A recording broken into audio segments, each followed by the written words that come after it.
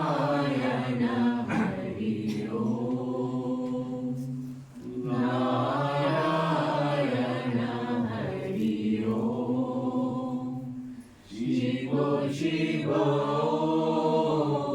हर हर ओम शिव शिव हर हर ओम नारायण हरि ओम नारायण हरि ओम परमात्मा अंतर्यामी परमात्मा अंतर्यामी परमात्मा अंतर्यामी परमात्मा अंतर्यामी नारायण हरि ओम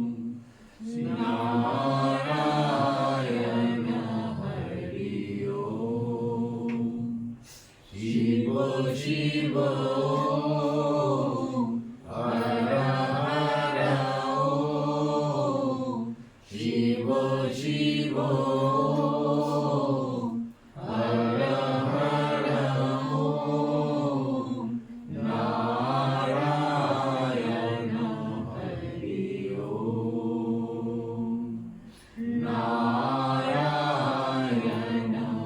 हरि ओम नारायण हरि ओम।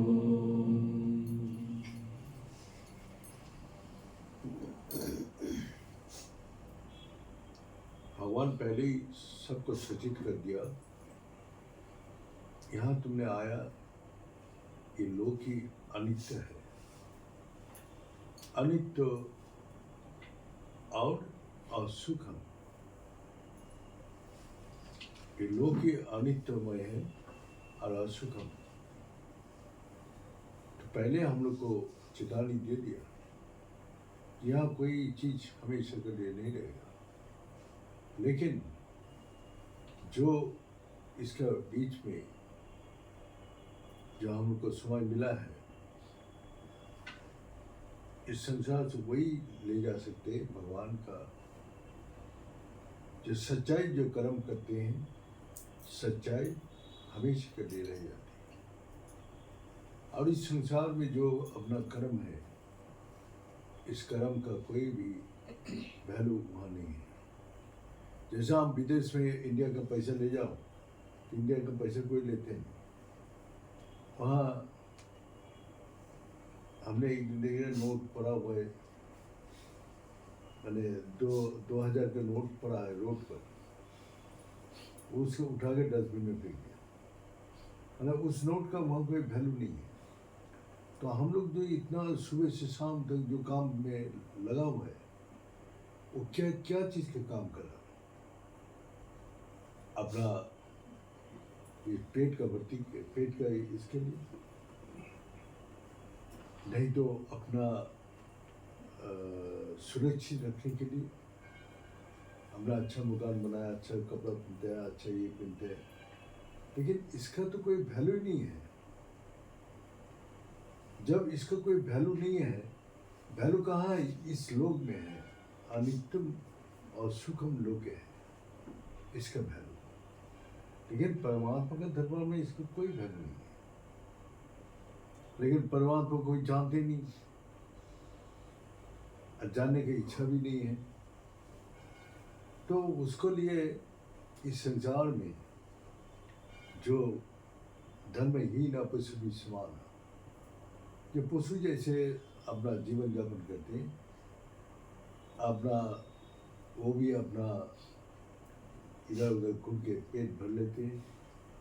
बच्चा छोटा से बड़ा हो जाते हैं, बच्चा वो लोग को बच्चे के ऊपर तो मोह भी नहीं है पशु का, लेकिन मनुष्य का तो वो भी है मोह।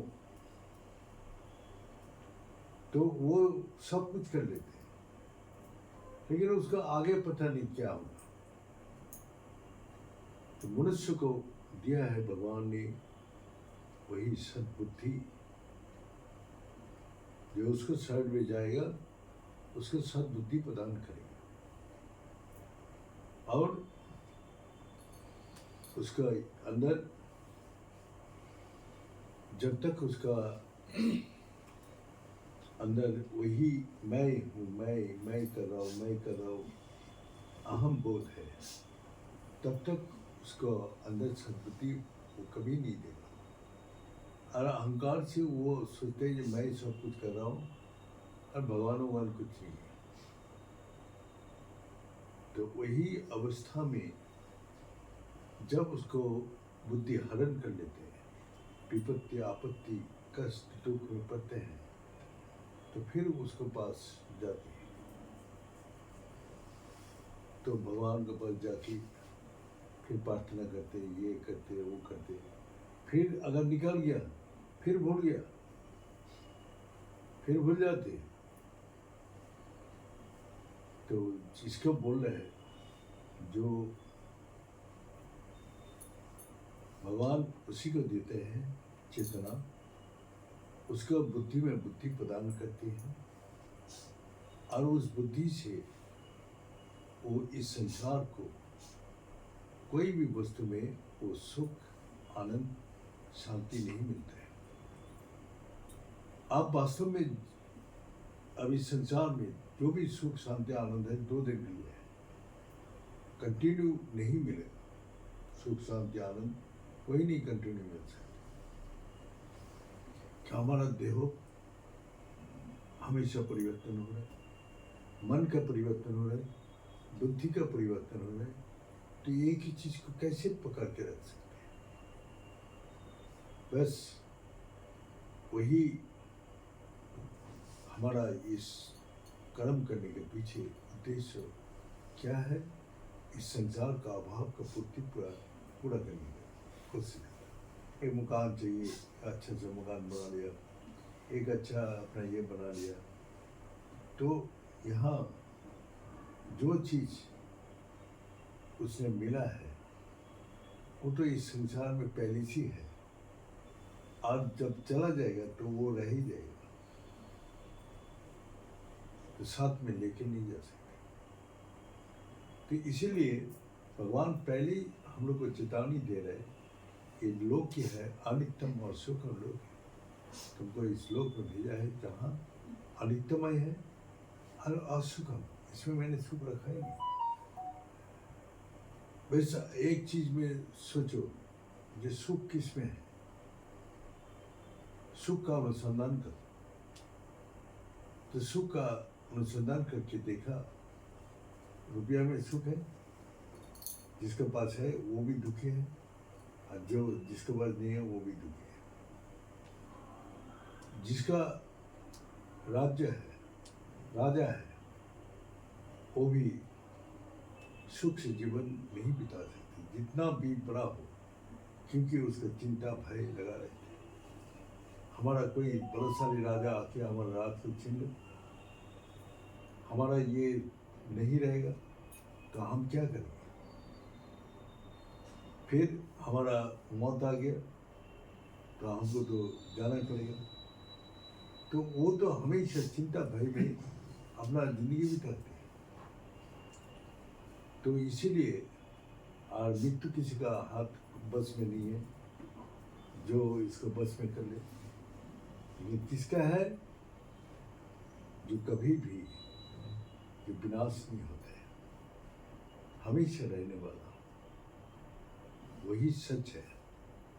और उसको पकड़ने के लिए मनुष्य को भेजा गया, जाओ तुम्हारा हृदय में मैं आत्मा रूप से विराजमान हूँ। जब तक आत्मा है तब तक ये देह है, आत्मा निकल गया तो देहो और कोई काम का नहीं हो। उसी का जो प्रिय जन था वही जाके अपना संतान में चला गया। तो प्रिय कौन था? आत्मा ही तो प्रिय था। तो आत्मा अगर उसका प्रिय है तो उसको जानेंगे तो कोई कोशिश ही नहीं करता। हम लोग खा रहे, पी रहे, सो रहे, घूम रहे, यही कर रहे, वो कर रहे, लेकिन आत्मा को जानने का हम लोग का किसी की इच्छा नहीं। तब फिर हम आत्मा को प्यार नहीं करते तो शरीर को प्यार करते, झूठा प्यार है। जो शरीर मर जाते हैं उसको जला गया, बस उसको अगर उसका है तो हमेशा के लिए जोड़ के रखते हैं। लेकिन इस संसार में कोई भी हमेशा के लिए जोड़ नहीं सकते जब तक आत्मा ज्ञान ना हो। इसलिए जितना भी महापुरुष आत्मा ज्ञानी आया सब अमर है, जो भी कोई है। लेकिन हम चला जाएंगे, हमको कोई बार पूछेगा भी नहीं,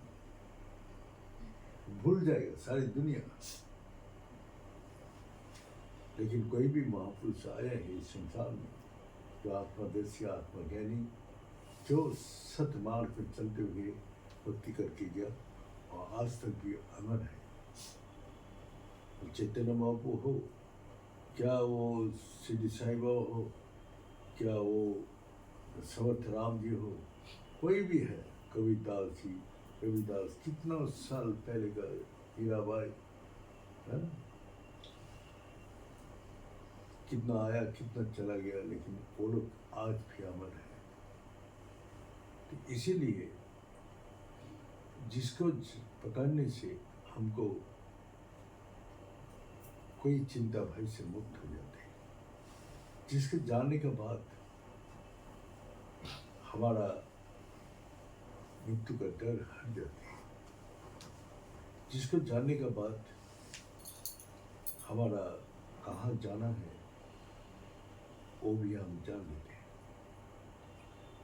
तो इसी को, जैसा आज हमारा उम्र कम है तो हम बहुत भारी चीज उठा सकते हैं, वही भारी चीज उठाने के लिए उसको उम्र में उठाए तो नहीं उठा सकते। तो इसीलिए हम लोग हमेशा वो बात को पकड़ के बैठे रहते हैं, वही हमारा मन में दुख, कष्ट, अशांति पैदा करते हैं। तो ये एक महापुरुष बोल रहा है, उसके पास गया, वो डिप्रेशन का पेशेंट है, वो हमेशा किसी का चिंता करके वो दुखी होते हैं, कष्ट होते हैं, गुस्सा उतारते हैं, जो हमारा जिंदगी ऐसा। तो उस महापुरुष ने आके बोला, देखो हमारा इस परिस्थिति है, हमको क्या करना चाहिए सर जी? तो उसने बोला, देखो एक छोटा सा गिलास लाया और उसने बोला इसको पकड़ के, भारी है, उसने ऐसा हाथ पकड़ के रखा। 1 घंटा बाद क्या हो रहा है, हाथ में दर्द हो रहा है। 2 घंटे बाद पूछे, इसमें और भी दर्द बढ़ रहा है। अरे इतना सा छोटा सा गिलास तुमको दर्द दे रहे, तुम तो बोलते हल्का है, कोई तकलीफ ही नहीं है। फिर उसने 6 घंटा बाद पूछा, और हम पकड़ के नहीं कर सकते। जो चीज तुमको दुख दे रहे, तकलीफ दे रहे, जो सोच तुमको हमेशा परेशान कर रहे, तो उसको पकड़ के रखोगे तो हमेशा के लिए तुमको तकलीफ देगा ही देगा। तो क्या करना है, तो उसको छोड़ना है, उसको छोड़ दो। जो जितना छोड़ पाओगे उतना ही तुम्हारा जीवन में आनंद, शांति और आगे बढ़ पाओगे, है? तो हम लोग को संसार में वही बात को पकड़ के बैठे रहते हैं, जो बात को हम लोग के जीवन में कोई मूल्य नहीं है, लेकिन उसी को पकड़ के हम बैठे रहते हैं। बस वही चिंता, वही हमको कष्ट देता है, वही दुख देता है, वही हमको माने सब कुछ भ्रमित कर देते हैं। तो इसीलिए उसको चिंता को त्याग करो। जो त्याग दे पाएगा, त्याग शांति अनंतरम, त्याग में अनंत शांति है। जो त्याग को त्याग कर सकते हैं उसका अंदर अनंत शांति है। ये भोजन करने का समय जितना पेट भर गया बाकी त्याग कर दो। मन मुक्त तय करो, नहीं तो फिर तुमको तकलीफ देगा। जो भी चीज तुमने तय करनी चाहिए, शांति है, आनंद है, सुख है। तो इसीलिए भगवान बोला है, यही एक मंत्र है जो तुमको अपना सारी दुखों से, परेशान से तुमको हटाएगा। तो वही बोल रहे, जैसी जैसा परिवर्तन हो रहे मन का, बुद्धि का, देह का, तुम्हारा अंदर, वही पीछे का पीड़ा तुमको तकलीफ दे रहे। तो इसीलिए पीछे का पीड़ा को त्याग करो, आगे चलो, तभी आगे बढ़ पाओगे। और जितना त्यागोगे उतना ही आनंद और शांति का प्राप्ति होगा। ये बोल के आज यह समाप्त करता हूँ। ओम पूर्णमद पूर्णमिदं पूर्णात् पूर्णमुदच्यते पूर्णस्य पूर्णमादाय पूर्णमेवावशिष्यते। ओम शांति शांति शांति। भले सच्चे दरबार की जय, भले सदगुरु भगवान की जय, भले शंकर भगवान की जय, भले माता जगदम्बे की जय, भले भक्त बिंदु की जय, भले संत बिंदु की जय, भले सनातन धर्म की जय, भले धर्म की जय हो, अधर्म का नाश हो, प्राणियों में समाधान हो, विश्व का कल्याण हो। हर हर महादेव।